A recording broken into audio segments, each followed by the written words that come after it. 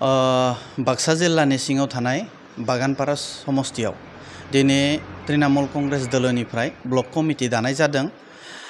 आफादगिरि हिसाबै अलित बर' आरो गाहाय नेहाथारि हिसाबै तपेन बर'खौ दैदेननानै गोबांथार रायजोफोरनि नुजाथिनायाव जोङो बागानपारा माने समस्तिनि ब्लक कमिटिखौ दानाय जादों।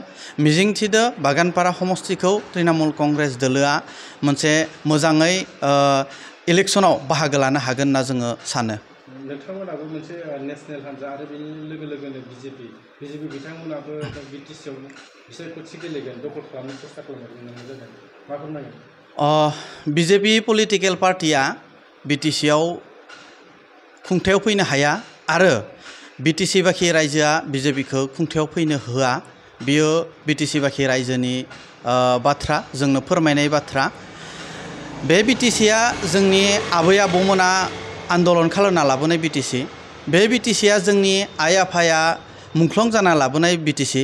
बेसेबांबा जोंनि बर' माहारिनि हिन्जाव माहारिफोरा बुजानानै जिनाहारि खालामजाना मोननाय नैबे बिटिसिखौ बिजेपिखौ दखल खालामनो रायजोफोरा होआ। बियो जोंनो फोरमायनाय बाथ्रा। मानोना बिटिसिआ दासान्दि बिटिसिआव बिजेपिआ खुंथायाव फैयाखै, अब्लाबो आधा खुंथायाव फैनायावनो सोरबा अरुप कुमार दे बायदि, सोरबा गौतम दास बायदि, सोरबा सुजल भुजल कुमारमोन बायदि मानसिया जोंखौ बिटिसिखौ हाखन खालामनो नागिरो। सोरबा अरुप कुमार देया, सोरबा सुजल कुमार देया, बिथांमोना बर'नि आन्दलन खालामनायाव नैबे बिटिसि मोननायाव 5 मिनिटनिबो कुनु अरिहना गैया। फुल प्रेजेन्ट जुदि बिटिसिआव बिजेपिआ फैनो लागा जायोबा जोंनि कन्डिशना मा जागोन? गतिके बेनि थाखायनो बिजेपिनि बर' दैदेनगिरिफोरखौ आं गुरै खावलायहरो, बिथांमोना नावमेन बिजेपिनिफ्राय इनक्लुडिं बिश्वजित दैमारि आङो गुरै खावलायहरो, बिथांमोना दोरोदना फैनानै नावमेन रिजनेल पलिटिकेल पार्टिजों थाफैनो थाखाय गुरै खावलायदो। मानोना माबा कारनाव जुदि बिजेपिआ नैबे बिटिसिआव खुंथायाव फैनो लागा जुदि जायोबोला होनबा जोंनि जिथु मोनथाय, जोंनि जिथु पावार गासैबो गैया जालांजोबगोन। आरो बेनि दायनिगिरिया खिन्थु बर' बिजेपिनि लिडारफोरा जानोबो हागौ आरो बर'फोरा बिथांमोनखौ इयुनाव मोजां मोनसे नोजोरजों नायनाय नङा होननानै आंनि साननाय दं। आरो अन रेकर्ड नोंथांमोननो केमेरायाव बुंदों, तृणमूल कंग्रेस पलिटिकेल पार्टिया बिटिसिआव मोनसे मोननै मोनथाम जिखुनु सिट देरायोबा 35 लाख बर' जनसाधारणाव थानाय नैबे बिटिसिनि सार्थआव, डेभेलपमेन्टनि सार्थआव बिटिसिआव थानाय रिजनेल पलिटिकेल पार्टि इउपिपिएल नङाबा बिपिएफनो सापर्ट होनो थाखाय जों रेडि। जिहेतु बिटिसिआव मोनथाम बर'फोरनि मोनसे पार्टि दंखायो, बेफोरनि गेजेराव बिपिएफ आरो इउपिपिएल आथिखालाव स्ट्रं जानानै दङ। माबायदि जुजिगोन बिथांमोनजों? जोंनि बर'नि जिथु रिजनेल पलिटिकेल पार्टि बिटिसिआव थानाय इउपिपिएल, बिपिएफ आरो एपिबि, गोदानै दाजानाय एपिबि, मोनथाम दोलोखौबो जोङो वेलकाम खालामो। मोनथाम दोलोजोंबो जोंहा खुनु नेगेटिभ मोनसे सेन्स गैया। बिथांमोना जोंनि मोनथायनि थाखाय जुजिथो, जोंनि गेजेरावनो थाथो, जोंनि पलिटिकेल लिडारफोरानो बेयाव खुंथायाव फैनो मोनथो, बे जोंनि मिजिंथि। बिथांमोनजों जोंहा खुनु नेगेटिभ सेन्सआव गैया। नाथाय बिजेपिखौ खिन्थु खुनु कारनाव जों लाबोनो हानाय नङा। आरो जुदि लाबोयोबा, बिजेपिया जुदि फैनो गोनां जायोबा, जोंनि थामोनथा जों स्टेन्ड जाना थानाय बर' हारिना जिथु अरायबो स्टेन्ड जाना थायो, बर' हारिनि कालचारखौ लानानै जेरैबायदि जोङो स्टेन्ड जाना थायो, बेफोरो गासैबो मोनसे माने गैया जालांगोन। आरो नोंथांमोना मिथिगौ बिजेपिआ एनि टाइम मोनसे ट्राइबेलिटी मोनसे परिबेक सृष्टि खालामनानै फैबाय दं। दिनै पर्बतजरायाव जिथु हानि मोनसे समस्या जाबाय दं, बेयावनो दिनै बिजेपिनि कुनु मानसिया बेनि समस्याखौ समाधान खालामनो थाखाय मोनैयाखै। बिथांमोननिबो मोनसे नेगेटिभ मोनसे सेन्स दं, बेयाव जों गम मोनदों। दिनै दैबाना जानायनि आसामाव जिथु दैबाना जानायाव जों नुनो मोन्दों, हिल हाकुआव थानाय जिथु ट्राइबेल मानसि बिथांमोना उच्छेद खालामदो। आरो जों नुनो मोन्दों जन्मनि राभा, बिथाङाबो मोनसे ट्राइबेलनि महिला, बिथाङाबो दिनैसिम मोनसे न्याय मोनाखै। आल्टिमेटलि टटेलाव बुंनो हायो बिजेपि सरकारा एनि टाइम मोनसे ट्राइबेलिटी मोनसे परिबेस सृष्टि खालामनो नागिरो।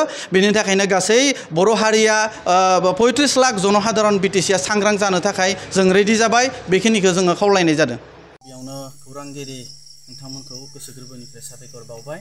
बाक्सा जिल्लानि सिङाव थानाय नैबे सालबारि समस्तियाव जोङो ब्लक आरो प्राइमारि कमिटि दिनै दादो। सालबारि समस्तिनि गुबुन गुबुन जायगानिफ्राय गोबांथार रायजोफोरा जोंनि नैबे हादनापुर गामियाव नुजाथिफैदो आरो नुजाथिफैनाय गासै रायजो राजाखौ गोसो गोरबोनिफ्राय गाहाम हामलायनाय बावहरो। बिजेपिया बिटिसि दखल खालामनो हाया आरो बिजेपिखौ बिटिसि बाखि रायजोआ खालामनो होआ मानोना नैबे बिटिसिया जोंनि आबै आबौमोना आन्दलन खालामना लाबोनाय बिटिसि नैबे बिटिसिया जोंनि आइ आफामोना मुंख्लं जाना लाबोनाय बिटिसि आरो नैबे बिटिसिया जोंनि बिमा माहारिया सिलाइजों बुजानानै बेसेबांबा न' सावलायखांनानै जिनाहारि जानानै लाबोनाय नैबे जोंनि बिटिसि आरो बे बिटिसिखौ बिटिसि बाखि रायजोआ जोङो फैनो होआ खारन बिजेपिया दा समाव खुंथायाव गैया फुल खुंथायाव गैया एलायन्स माने 50% खुंथायाव बिथांमोना दङ आरो 50% खुंथायाव थानायावनो जोंनि बिटिसियाव थानाय बे रायजोफोरखौ सोरबा अरुप कुमार दे बायदि सोरबा गौतम दास बायदि सोरबा सुजल भुजल कुमारमोन बायदिया दिनै सालायबाय दं बिथांमोननि नेतृत्व जोंखौ लानायखौ जों नुनो मोनबाय दं आरो बे समावनो बिजेपियाव थानाय बिजेपिया जुदि फुल माने फुल जुदि मोनसे पावाराव फैयोब्ला होनबा जोंनि बर'फोरनि अबस्थाया मा जागोन बेयो मोनसे गेदेर मोनसे कुइसन जानानै फैदो आरो बे समाव बिजेपिखौ दैदेननाय बर' बिजेपि लिडारफोरखौ आंनि गुरै खावलायनाय नोंथांमोना हायोबा बिजेपिनिफ्राय नावमेन साइडआव फैनांगौ मानोना फुल जुदि पावाराव फैनो लागा बिजेपिया जायोबा जोंनि बर'नि थामोनथा बर'नि जितु पावार बर'नि जितु खुंथाय बेयाव गुबुन हारिनालागि थांगोन आरो बेनि थाखाय खिन्थु दायनिगिरिया बिजेपि बर' लिडारफोरनि जागोन मानोना जुदि फुल पावाराव फैना जोंनि बर'फोरनि पावारा जुदि गैया जानो लागा जायोबा बेनि थाखाय खिन्थु बर' रायजोफोरा मालाबाबो निमाहा होनाय नङा आरो अन रेकर्ड नोंथांमोननि मिडियानि सिगाङाव आं बाथ्राखौ बुंदो जे तृणमूल कंग्रेस पलिटिकल पार्टिया जुदि मोननै मोनथाम मोनब्रै जैता सीट देरायो बिटिसिनि 35 लाख जनसाधारणनि सुरक्षानि स्वार्थआव हयथ' इउपिपिएल को सापर्ट होगोन नहले बिपिएफ को सापर्ट होगोन नैबे जोंनि रिजनेल पलिटिकल पार्टिखौ सापर्ट होगोन होननानै आङो गुरै खावलायदो रायजोफोरखौ जोङो तृणमूल कंग्रेस पलिटिकल पार्टिया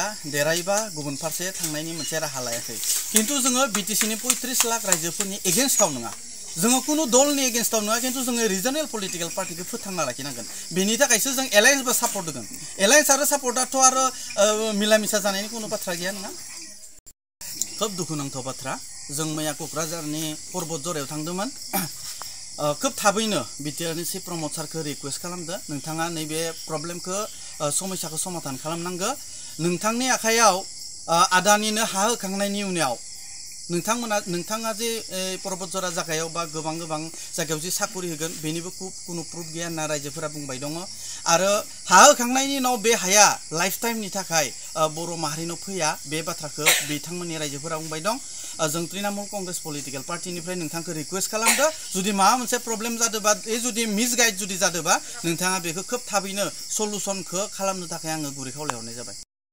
20 to 25 20 to 25 नि गेजेराव होगोन जोङो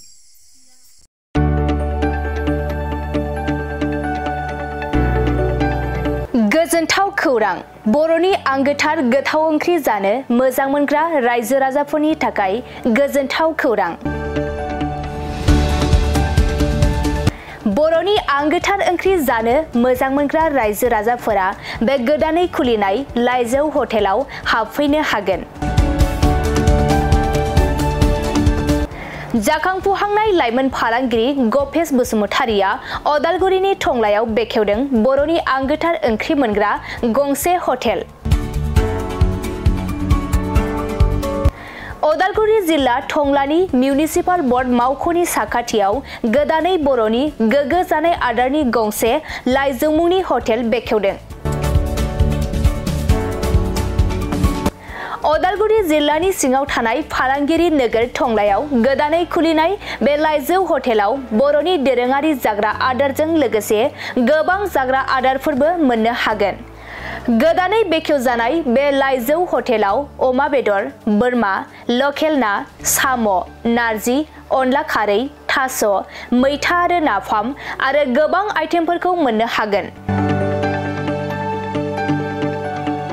बेनिखायनो नोंथाङाबो अदालगुरि जिल्ला टंला लामाजों थांलाय फैलाय खालामोब्ला बे गोदानै खुलि जानाय लाइजौ हटेलाव हाबनानै बर'नि दोरोङारि गोथाव जाग्रा आदारफोरखौ जालांनो हागोन आरो नोंथाङा नैबे 9101758967 जानबुं नम्बरनि गेजेरजों खौरां लाहरनानै आबुङै मिथिना लानो हागोन